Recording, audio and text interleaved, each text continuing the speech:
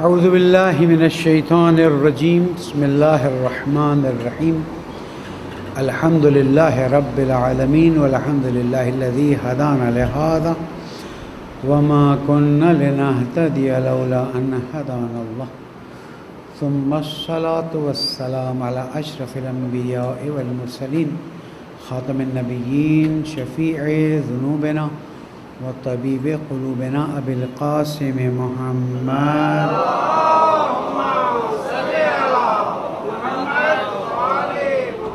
وعلى اہل بیتہ الطیبین الطاہرین المعصومین المظلومین الذین اذهب اللہ عنہم الرجس وطہرہم تطہیرا۔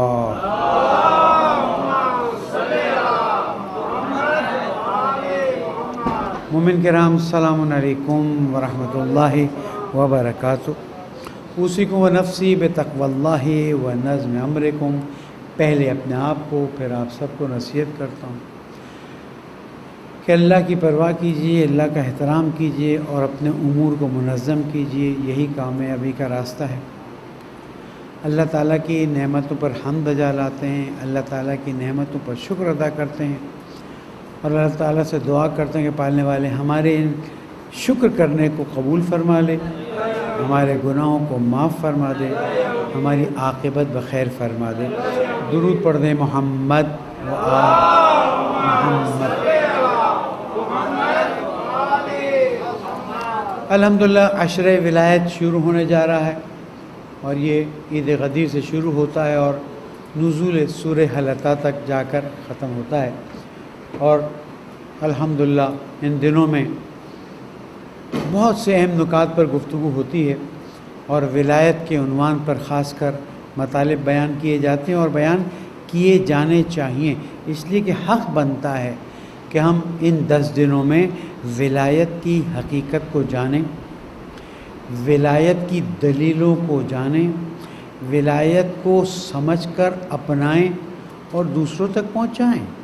صرف ہم ولایت کے نام پر خوشی منا لیں، غدیر کے نام پر خوشی منا لیں، بہت اچھا ہے۔ معصومین نے فرمایا ہے، احادیث و روایت موجود ہیں کہ عید غدیر کو شایان شان طریقے سے مناؤ، اس میں خوشی مناؤ، لیکن یہ کہ صرف خوشی منانے میں مشغول ہو جائیں اور غدیر کے فلسفے کو نہ سمجھیں نہ دوسروں تک پہنچائیں، یہ مشکل ہے، کیونکہ محض خوشی منانا بہت ہی زیادہ قابل تحسین چیز نہیں ہے۔ خوشی کے ساتھ ساتھ اس خوشی کے فلسفے کو سمجھنا، جیسے عید الفطر آئی، خوشی منائی، اس کے فلسفے کو سمجھا۔ عید قربان یا عید الاضحیٰ آئی، اس کی خوشی، اس کے فلسفے کو سمجھے۔ تو اسی طرح سے غدیر کے حقیقت کو جاننا، غدیر کے فلسفے کو سمجھنا اور اس غدیر کے واقعے پر پوری انسانیت کو کیا فائدہ ہوا اس کو بیان کرنا ضروری۔ اور جہاں تک میری بات پہنچے، میں شعراء کرام سے عرض کروں گا کہ ہمارے پاس قرآن اور حدیث سے اتنا مواد موجود ہے کہ آپ 100 جلدوں کا دیوان لکھ لیں پھر بھی کم پڑے گا۔ آپ کو اہل بیت علیہ السلام، قرآن، اسلام، رسول اکرم، دین کے بارے میں خیالاتی باتیں کرنے کی ضرورت نہیں ہے، قافیہ ردیف ملا کے واہ واہ کرانے کی ضرورت نہیں ہے۔ یہ وہاں ضرورت ہوتی ہے جہاں پر مواد نہ ہو، جہاں میٹر نہ ہو، یا جہاں حقیقت ہی نہ ہو، جہاں قرآن ایک چیز کو ثابت کر رہا ہو، جہاں حدیث رسول ایک چیز کو ثابت کر رہی ہو، جہاں پر اقوال ائمہ معصومین بات کو ثابت کر رہے ہوں، جہاں صحابہ کرام سے متواتر حدیثیں ہمیں مل رہی ہوں، وہاں پر تصورات سے چیزوں کو بیان کرنا زیب نہیں دیتا۔ کیوں؟ اس لیے کہ جب آپ کی شاعری آگے بڑھے گی اور لوگ دیکھیں گے تصورات پہ چیزیں قائم ہوئی ہیں تو سمجھیں گے شاید حقیقت نہیں تھی، کیا پتہ کون سا زمانہ کب آ جائے۔ یہاں تو چیزیں بدلتے ہوئے اب سال نہیں لگتے، اب گھنٹے اور منٹوں اور سیکنڈ میں۔ بیروت چند سیکنڈوں میں بدل گیا، اور بیروت کے واقعے کے بعد دنیا چند سیکنڈوں میں پھر بدل گئی، کہاں جا رہے نہیں پتہ۔ اس لیے ہر ایک شخص کہ جو اپنے آپ کو اہل بیت علیہ السلام کا چاہنے والا، ماننے والا، شیدائی پیروکار سمجھتا ہے، اسے اپنی ذمہ داری سمجھنی ہوگی اور اس ذمہ داری کے ساتھ پیغام کو آگے بڑھانا ہے۔ غدیر کا واقعہ کیا ہے کہ جب رسول اکرم محمد مصطفیٰ صلی اللہ علیہ وآلہ وسلم حجۃ الوداع فرما کر واپس تشریف لا رہے تھے تو غدیر خم کے میدان میں روکنے کا حکم آیا، آواز دی جو آگے بڑھ گئے وہ واپس آ جائیں، جو پیچھے رہ گئے انتظار کریں، اور اس کے بعد 5 جھاڑی دار درخت تھے، ان کی صفائی کروائی گئی۔ صفائی کروانے کے بعد نماز ظہرین وہاں ادا کی گئی۔ اللہ سبحانہ وتعالیٰ نے اپنے حبیب کو سورہ مائدہ کی آیت یا ایھا الرسول بلغ ما انزل الیک من ربک وَإِن لَّمْ تَفْعَلْ فَمَا بَلَّغْتَ رِسَالَتَهُ وَاللَّهُ يَعْصِمُكَ مِنَ النَّاسِ إِنَّ اللَّهَ لَا يَهْدِي الْقَوْمَ الْكَافِرِينَ۔ اے میرے حبیب، بلغ ما انزل الیک من ربک، جو تمہارے رب نے نازل کیا ہے اس کو پہنچا دے۔ تو کیا اب تک جو پہنچایا تھا وہ نازل نہیں ہوا تھا؟ تاکید ہے، اب پہنچانے کا وقت آ گیا، اب اس کے بعد موقع نہیں ہوگا۔ وَإِن لَّمْ، لہجہ دیکھیں، وَإِن لَّمْ تَفْعَلْ فَمَا بَلَّغْتَ رِسَالَتَهُ، اس ایک چیز کو نہیں پہنچایا تو ایسے جیسے آپ نے رسالت کو نہیں پہنچایا۔ اب بات کی اہمیت کو جانیں کہ وہ کیا چیز ہے۔ میرے فیس بک پہ میں نے ایک خلاصہ ڈالا ہے اہل سنت کے محدثین کی کتابوں کا، کسی نے بھیجا تھا، اچھا بھیجا تھا، میں نے ڈال دیا۔ تو اس میں آپ دیکھیے گا کہ ہر ایک نے غدیر کے بارے میں جملے بیان کیے ہیں۔ ہمارا ان سب سے ایک سوال ہے کہ وہ کیا وجہ تھی کہ اللہ سبحانہ وتعالیٰ نے بھائی حج پہ تھے نا، عرفات میں تھے، منی میں تھے، مکے میں تھے، کیا وجہ ہے وہاں کسی کو نہیں رکوا کر کہا گیا اور باقاعدہ غدیر خم میں لا کر کھڑا کیا گیا؟ غدیر پانی کے ایک حوض، تالاب کو کہتے ہیں، خم جگہ کا نام تھا، وہ ہمارے لیے ایک عنوان بن گیا۔ حکم آیا وَإِن لَّمْ تَفْعَلْ فَمَا بَلَّغْتَ رِسَالَتَهُ، آپ نے یہ نہیں انجام دیا تو کچھ بھی نہیں۔ تمام واقعات گزر چکے ہیں۔ اس واقعے کے ایک لمیٹڈ ایام کے بعد حضور اکرم دنیا سے پردہ فرما جاتے ہیں۔ اس موقع پر اللہ سبحانہ وتعالیٰ فرما رہا ہے پہنچا دو، بلغ، حکم آ رہا ہے۔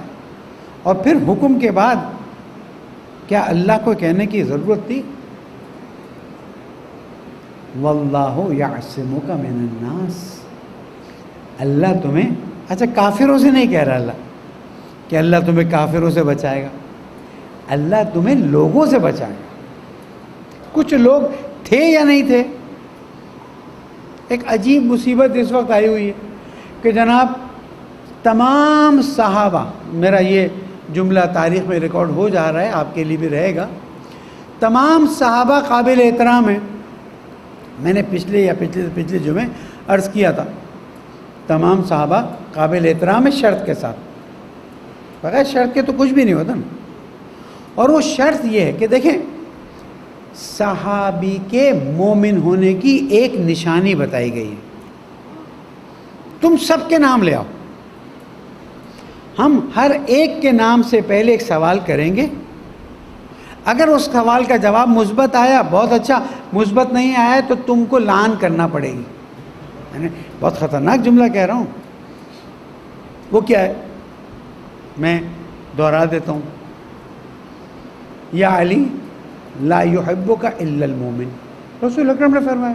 اور اہل سنت کی کتابوں میں بھرپور اہل سنت کی تقریروں میں بھرپور، اے علی تم سے محبت نہیں کرے گا مگر مومن، اور تم سے دشمنی نہیں رکھے گا مگر منافق. کافر کا کام ہی نہیں یہاں پر. میرے پچھلے جمعے کی بات کو یہاں پر متصل کرتا ہوں. اب ہم آتے ہیں کہ بھائی تمہارے ہاں اور ہمارے ہاں حدیث کے نقل کرنے والے کی شرائط میں سے ایک شرط یہ ہے کہ وہ عادل ہونا چاہیے. نماز جماعت پڑھانے والا بھی عادل ہونا چاہیے. اللہ کرے ہم عادل ہی ہوں انشاءاللہ تعالی. اب اگر صحابی حدیث نقل کر رہا ہے تو اس کے لیے عدالت شرط ہے. میرا سوال یہ ہے، ایمان پہلی شرط ہے یا عدالت پہلی شرط ہے؟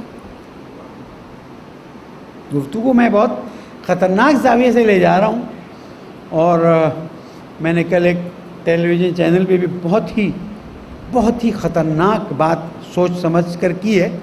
اگر آئندہ جمعہ آپ لوگوں کی خدمت میں حاضر نہ ہو سکا تو پریشان نہ ہوئیے گا. ہمت کرنے کی کوشش کر رہا ہوں تاکہ تاریخ میں ایک جگہ تو لکھا جائے کہ ایک شیعہ طالب علم نے ہمت کی تھی. میں نے واضح طور پر کہا ہے کہ جسٹس کا نظام ہمارے ہاں کفر کا نظام ہے. میں ریپیٹ بھی کر دیتا ہوں تاکہ میرے پیچھے بھاگنے کی کوئی جگہ باقی نہ رہے. پاکستان کا جسٹس سسٹم کفر کا سسٹم ہے. دوسرے خطبے میں عرض کر دوں گا، لیکن یہ بات یاد آئی ہے تو عرض کرتا چلوں. تو عدالت زیادہ ضروری شرط ہے یا ایمان زیادہ ضروری شرط ہے؟ یہ تو ہمارے جو چھوٹے بچے یہاں پر ہیں وہ بتا دیں گے. مولانا ایمان ہوگا تو عدالت ہوگی نا، ورنہ ٹرمپ عادل ہو جائے اور ایمان نہ رکھتا ہو تو فائدہ نہیں ہے نا. تو تم جب آ کے کہتے ہو کہ اس حدیث کو ہم نے فلاں سے نقل کیا ہے اور اس کے عادل ہونے کی گواہی لاتے ہو، اس سے پہلے تو تم کو اس کے مومن ہونے کی گواہی لانی پڑے گی. کیوں؟ اس لیے کہ وہاں پر کورونا وائرس والے بہت سے مریض موجود ہیں. قرآن کہہ رہا ہے. اب میرے کورونا کا لفظ سمجھ گیا؟ بسم اللہ الرحمن الرحیم اذا جاءک المنافقون قالوا نشہد انک لرسول اللہ. قرآن کہہ رہا ہے اے میرے حبیب تیرے پاس منافقین آتے ہیں اور گواہی دیتے ہیں کہ ہم گواہی دیتے ہیں تو اللہ کا رسول ہے، آپ اللہ کے رسول ہیں. واللہ یشہد انک رسول، اللہ گواہی دے رہا ہے کہ آپ اللہ کے رسول ہیں، لیکن اللہ گواہی دیتا ہے کہ یہ سب جھوٹے ہیں. ارے یہ کیا ہو گیا؟ اچھے کے ساتھ برے مکس ہو گئے. اب سب کو رضی اللہ کہوں میں تو آپ کہیں گے آپ قرآن کے خلاف جا رہے ہیں. سمجھ رہے میری بات؟ اگر میں سب کو رضی اللہ کہوں تو آپ کہیں گے قرآن کے خلاف جا رہے ہیں. کہ اذا جاءک المنافقون قالوا نشہد انک رسول اللہ. وہ آتے ہیں گواہی دیتے کہ آپ اللہ کے رسول ہیں. اللہ گواہی دے رہا ہے کہ آپ اللہ کے رسول ہیں، لیکن یہ منافق جھوٹ بول رہے ہیں.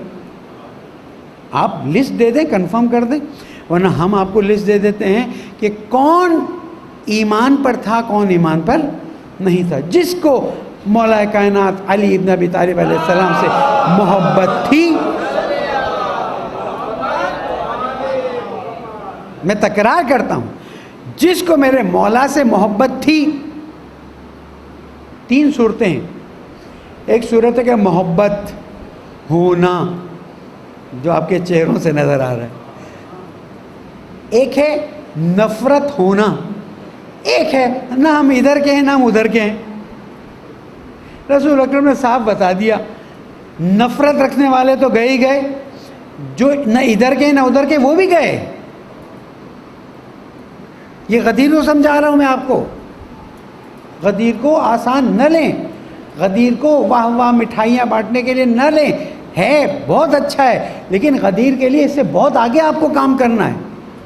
غدیر پہ علمی گفتگویں ہونی ہیں، غدیر پہ اہل سنت کی کتابوں کے ریفرنس آنے. تو اب یہاں پر میں نے ایک چھوٹی سی بات کہہ دی کہ اصحاب رسول سے حدیثیں نقل کرنے والوں کے لیے ضروری ہے کہ پہلے اس صحابی کے ایمان کی سرٹیفکیٹ لائیں.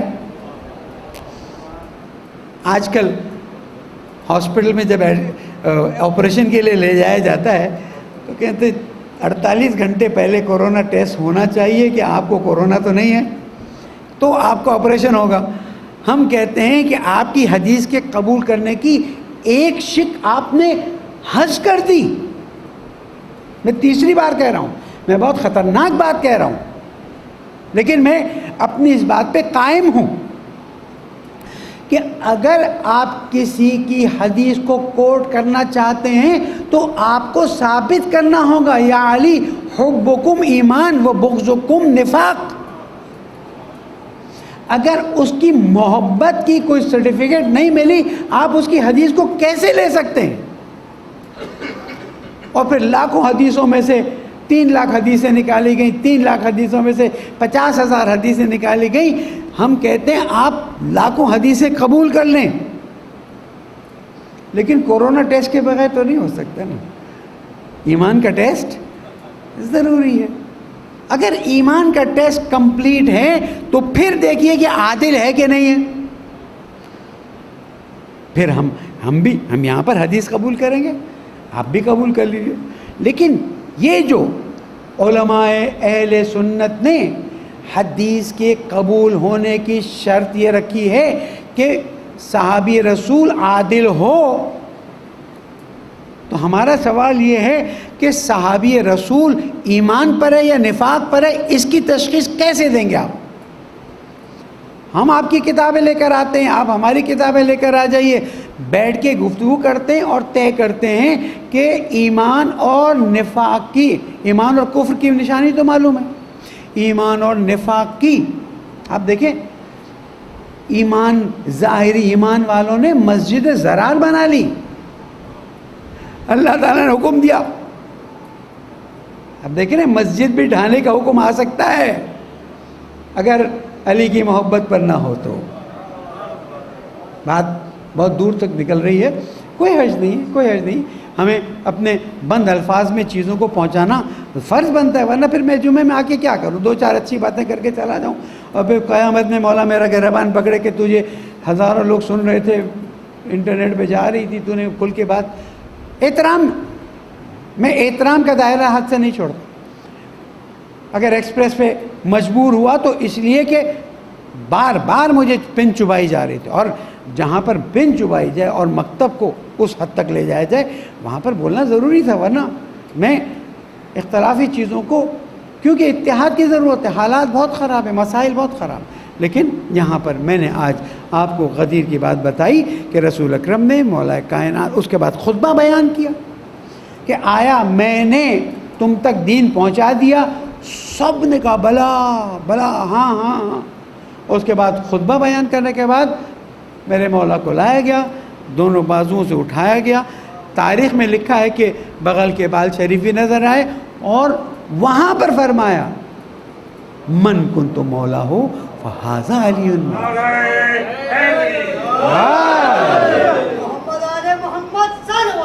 اللہ صلی اللہ. اور یہاں رکے نہیں, اللہم والے من والا دعائے نصبہ پڑھا کریں.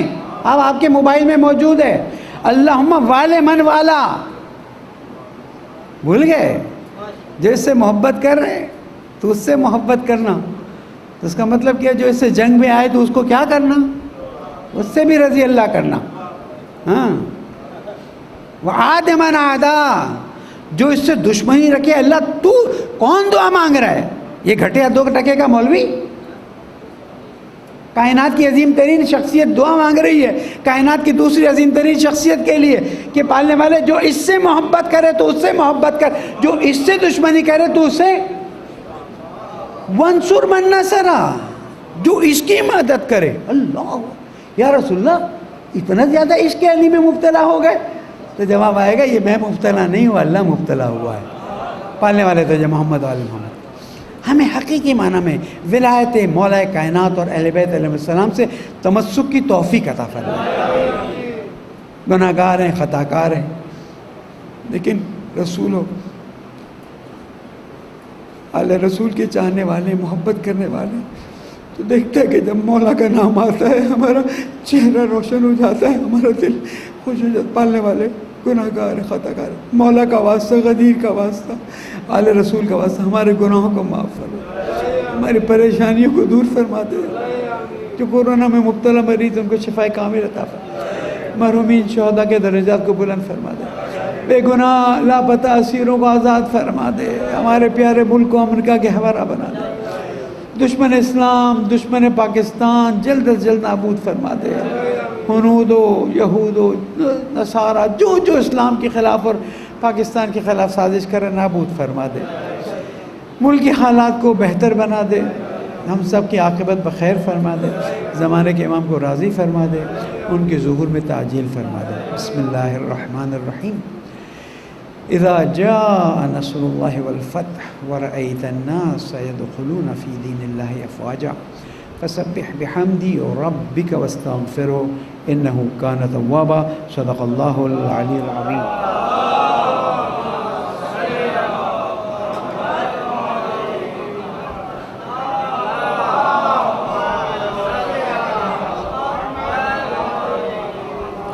اعوذ باللہ من الشیطان الرجیم، بسم اللہ الرحمن الرحیم، الحمدللہ رب العالمین۔ مومنین تقوی اختیار کیجئے کہ یہی کامیابی کا راستہ ہے۔ ایام ولایت کی خوشیاں آ رہی ہیں، بھرپور خوشیاں منائیے، معرفت حاصل کیجئے اور ساتھ ساتھ اللہ کی بندگی اختیار کیجئے۔ چند نکات میں نے نوٹ کیے ہیں۔ ایک تو یہ جو واقعہ پیش آیا ہے بہت ہی خطرناک واقعہ ہے، اور میں سمجھتا ہوں کہ بیروت کا یہ واقعہ دنیا کو بہت زیادہ مشکلات میں ڈال دے گا، اور ہمیں اس بارے میں اپنے آپ کو بھی تیار کرنا ہوگا، اس لیے کہ دیکھیں ایران کے دھماکے ہوئے، اس کے بعد پہلے سعودیہ، پھر ایران، پھر لبنان۔ کل کی رپورٹ ہے، تصدیق نہیں ہوئی ہے، نجف کے بھی خوراک کے بازار کے گوداموں میں آگ لگ گئی ہے۔ عجمان امارات کا جو شہر ہے ادھر بھی ایرانی مارکیٹ کو آگ لگ گئی ہے۔ ابھی ان خبروں کو کیوں باہر نہیں دیا گیا مجھے نہیں معلوم، ٹھیک ہے۔ یہ چیزیں ایک عجیب و غریب طریقے سے آگے آ رہی ہیں، اور لگتا یہ ہے کہ ہمارا یہود کے ساتھ ایک معرکہ ہونے جا رہا۔ ہم مملکت خداداد پاکستان کے شہری ہیں، یہ ہماری زمین ہے، یہ ہمارا وطن ہے، اور ہمیں خوشی اس بات کی کہ اسلام کے نام پر بنا ہے، اور اسلام کی خاطر یہ آگے بڑھے گا، اور اگر اس کے لیے جان کی بازی لگانی پڑی تو پیچھے نہیں ہٹیں گے۔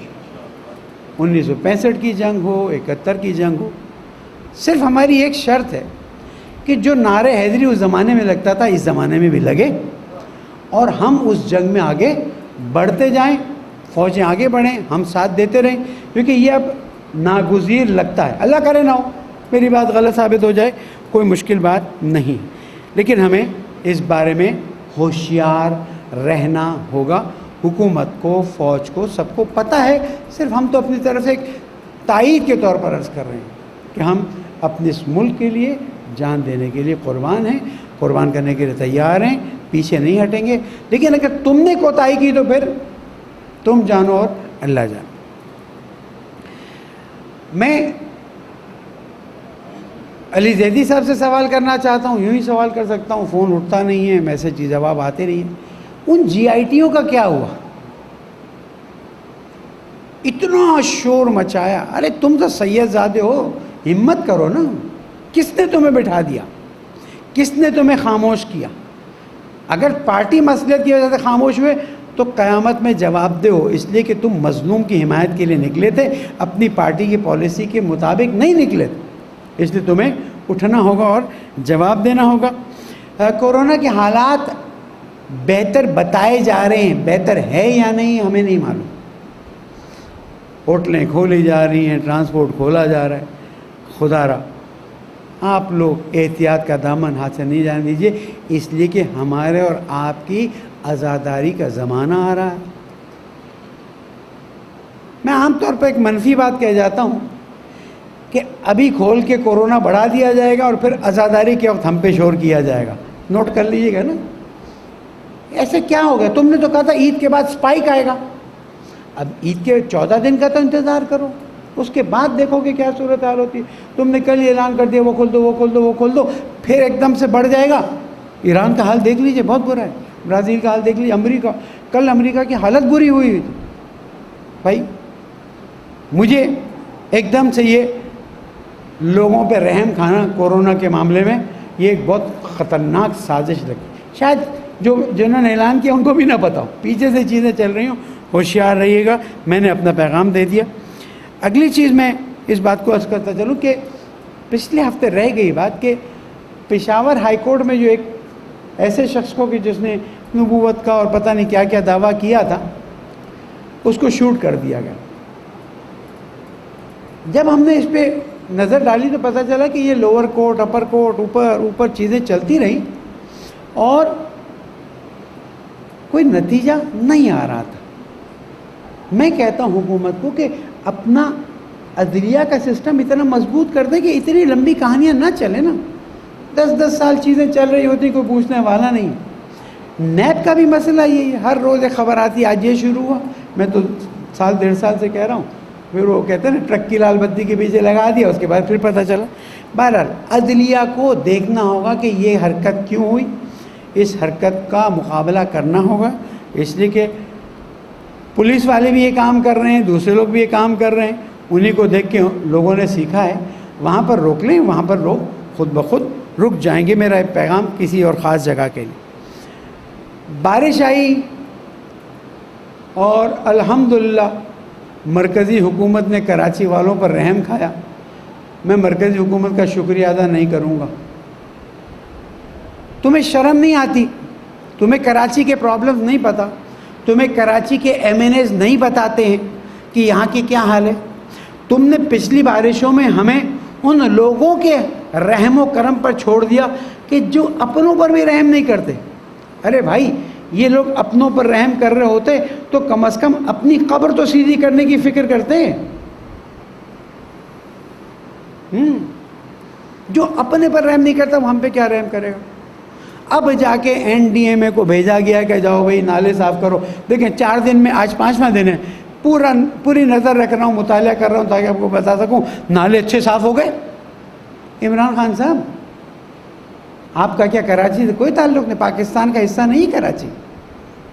پھر میں نے اپنا ایک بیان میں کہا ہوا ہے, آج کل تھوڑی میری فری ہوئی ہے معذرت کے ساتھ, کہ پھر ہم کچھ بات کریں گے تو ایجنسیز ہمارے پیچھے لگ جائیں گی اور ہماری پرائیویٹ چیزیں نکال کے ہمیں بلیک میل کرنا یا اندر لے جانا شروع کر دیں گے. یہی کام مانسون کے آنے سے پہلے نہیں کروا سکتے تھے. تمہارے پاس اختیار نہیں تھا تو اب کیسے آ گیا؟ تم نے تو کوئی آرڈیننس پاس نہیں کیا, تم نے کچھ نہیں کیا, اب کھٹاکھٹ صفائی ہونا شروع ہو گئی. یہ سارے سیاستدان ہم سے کھیل رہے ہیں.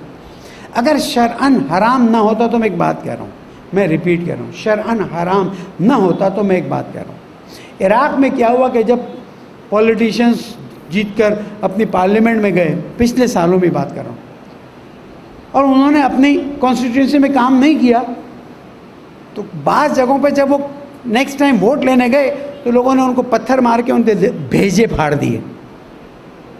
مت کہیے گا میں کسی کو اکسا رہا ہوں, لیکن اگر کسی نے ایسا کر دیا تو کیا ہوگا؟ ہاں, میں تو ذمہ دار نہیں ہوں. نہیں, آپ نے جمعہ میں کہا تھا اس لیے آپ نے اکسایا ہے, اس لیے آپ کے خلاف مثلاً پتہ کیا ہوگا. عوام بہت مشتعل ہے. آپ ان کے چہروں سے دیکھیں, صبر کر رہے ہیں کہ جناب کہیں ہمارے سے ایسی غلطی نہ ہو جائے کہ ہمیں قیامت میں جواب دینا پڑے. خدا را, اس KE کے ٹیررزم کے واقعات کو ختم کرو. یہ KE ایک ٹیررسٹ آرگنائزیشن بن گئی ہے. آئی ریپیٹ, کہ کراچی الیکٹرک ہمیں ٹیررائز کر رہی ہے. میں نے پہلے بھی بیان دیا ہے کہ ہماری مدد کو آؤ اس ٹیررسٹ آرگنائزیشن کے مقابلے میں. لیکن نہ صوبائی حکومت, نہ اس کو کہتے ہیں تو کہتے ہیں اس سے کہو, اس کو کہتے ہیں تو. میں یہاں سے اعلان کر رہا ہوں کہ اگر KE کے مسائل کو فوری طور پر حل نہ کیا گیا, مجھے کچھ کہنے کی ضرورت نہیں پڑے گی. عوام خود ہی ڈھونڈے گی KE والا کون ہے, وہاں کام کرتا ہے, اور پھر اس کے بعد اگر کچھ ہوا تو تم ذمہ دار ہو, میں ذمہ دار نہیں ہوں. جہاں بارش آئی وہاں بجلی غائب, گھنٹوں بجلی غائب, لوگ بیمار پڑ رہے ہیں, پریشان ہو رہے ہیں. بہرحال آپ اپنی صحتوں کا بھی خیال کیجیے, خاص کر ان بارشوں کے بعد جو گندگیاں بھری ہیں, اس سے کولرا, ٹائیفائڈ پھیلنے کا ڈر ہے. یہ ٹھیلوں کی چیزیں کھانا آج میں آپ کو واضح طور پر بتا رہا ہوں, آپ کے لیے حرام ہے. اس لیے نہیں کہ مثلا اس میں کوئی کنٹینٹ حرام ہے، اس لیے کہ اس وقت جو مکھیوں کا حال اور جو چیزوں کا حال ہے وہ بیماریاں پھیلنے کا بہت ڈر ہے. یہ ہیضے کی وبا اگر پھیل گئی نا تو پھر آپ اپنے گھر کے ایک تنہا کفیل ہوں گے یا 2 لوگ کفیل ہوں گے. بیمار پڑ گئے تو اللہ نہ کرے کہاں جا کے کوئی سنبھالے گا. آئیے میرے فون دیکھیے، مسلسل فون آتا ہے، ہمارے شوہر کا انتقال ہو گیا، ہمارے بابا کا انتقال ہو گیا، ہمارے روزی کمانے کا انتقال ہو گیا. جتنا ہو سکے کوشش کر رہے ہیں، لیکن ہم کیوں نہ یہیں پر عہد کریں کہ فعلاً اس زمانے میں جب تک موسم بہتر نہیں ہو جاتا حالات، ہم باہر کی چیزیں نہیں کھائیں گے. وہ بابا گھر سے روٹی اور اچار لے کے چلے جاؤ نا، دفتر لے جانا ہے، وہ باہر کھڑے ہو کے ٹھیلے پہ کھاتے ہو، یہ تمہاری صحت کے لیے زہر ہے، زہر ہے. اس لیے خدا را اپنے پہ بھی رحم کیجیے، ہم پہ بھی رحم کیجیے، اپنے بیوی بچوں پر بھی رحم کیجیے. اور امید ہے انشاءاللہ کہ ہم عید غدیر، عید مباہلہ اور عید 14 اگست ان دونوں عیدوں کے درمیان ہیں. عید 14 اگست اس لیے کہ آج انڈیا میں ہوتے تو پتہ نہیں میرے بدن کا کیا حال ہوتا، آپ کے بدن کا کیا حال ہے. کشمیریوں کا حال دیکھ لیں. اس لیے ہم پاکستان میں بہت آرام سے ہیں، اللہ تعالیٰ کو شکر ادا کرتے ہیں. اس لیے عید غدیر بھی منائیے، عید مباہلہ بھی منائیے، اور عید 14 اگست بھی بہت ہی عالیشان طریقے سے منائیے.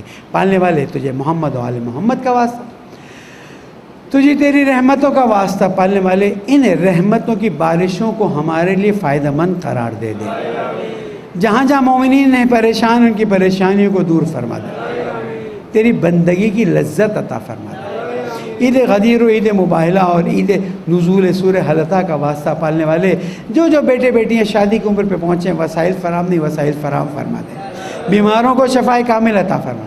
پالنے والے مسجد کی تعمیرات میں جو لوگ اتنا کھل کے ساتھ دے رہے ہیں، پالنے والے ان کی زندگی میں صحت سلامتی برکت عطا فرما دے. پالنے والے جو بے روزگار ہیں، مقروض ہیں، پریشان ہیں، نوکریاں چلی گئی ہیں، ان سب کی مشکلات کو آسان فرما دے. ہمارے مرحومین شہداء کے درجات کو بلند فرما دے. زمانے کے امام کو ان سے راضی فرما دے، ان کے ظہور میں تعجیل فرما دے. بسم اللہ الرحمن الرحیم. والعصر ان الانسان لفی خسر الا الذین آمنوا وعملوا الصالحات وتواصوا بالحق وتواصوا بالصبر. صدق اللہ العلی العظیم.